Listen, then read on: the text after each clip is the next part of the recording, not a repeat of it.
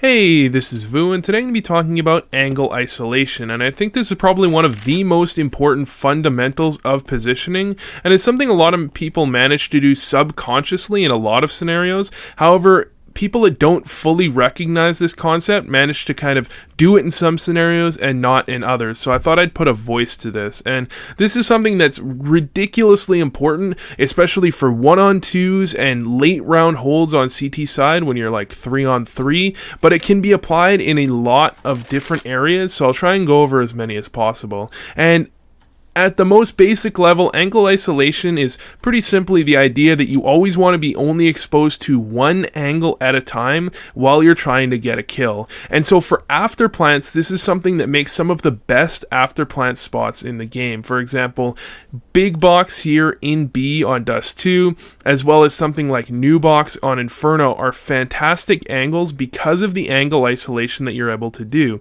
And an example of that is if you're in a 1-on-2 afterplant, you'll see a lot of high-level players come to this spot right here, or come to a spot kind of like right here. And this is very common because this box allows you to isolate as many angles as you want.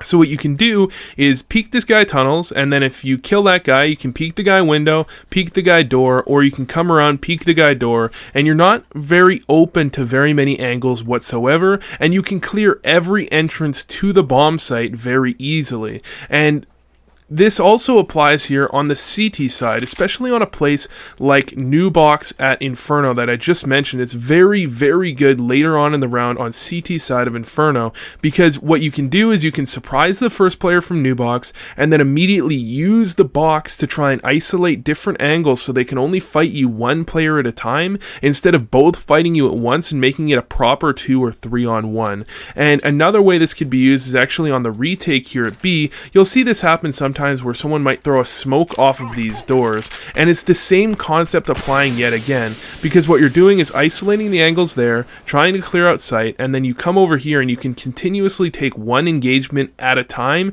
using the smoke kind of like a wall. Now of course it's not a wall, but it can be used in that way in certain scenarios. So the other application that this is often used in and is very significant is when you're peeking out long here. And this is something that a lot of people at much lower levels kind of have problems with, MGE and below, or even Nova and below, where I see people do this type of thing. They'll peek out towards long, which is great, and then they'll start to run out like this. And this happens a lot at A on Cache as well, specifically. However, this does happen sometimes on Dust 2 in this spot as well, where you're completely open to this corner, and you're also open to pit. And what you really want to be doing is trying to, at all times, use your positioning to isolate those angles. So you come out here, clear this, and then start to move along the back wall so that this blue bin can start to close off this angle while you try and clear pit. And then as you move out, you always want to be making sure you're aware of certain angles. So you can try and clear pit and then come back, clear corner, clear this, and then clear that.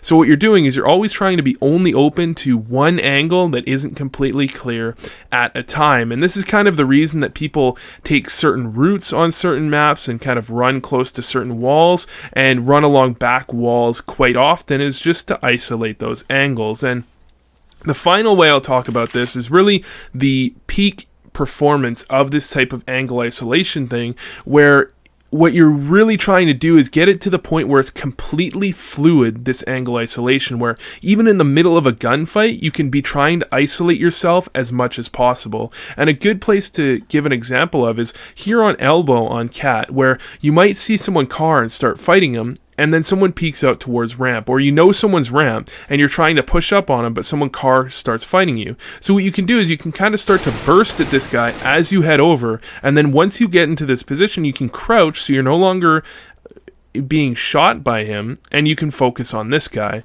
And this type of situation can be replicated on many different maps and many different scenarios, but the idea is that you want to get to the point where you can fluidly try and isolate certain angles without even really thinking about it. And another example might be, you're in a 1-on-2 and there's a guy long and a guy cat. You shoot at the guy long, he unpeaks, and then you jump forward to try and clear here. Because what will often happen is this guy will peek out towards you, try and make you take a shot. this guy will peek you, and this guy will come back and peek you as well. So what they're doing is they're trying to do a bit of a bait and switch and then double peek you. So what you do is you kind of bait this guy out, jump forward, make sure he can't shoot you in the back, and try and get this guy. And there are plenty of scenarios where all of this is relevant, and so hopefully this helped. Thanks for watching.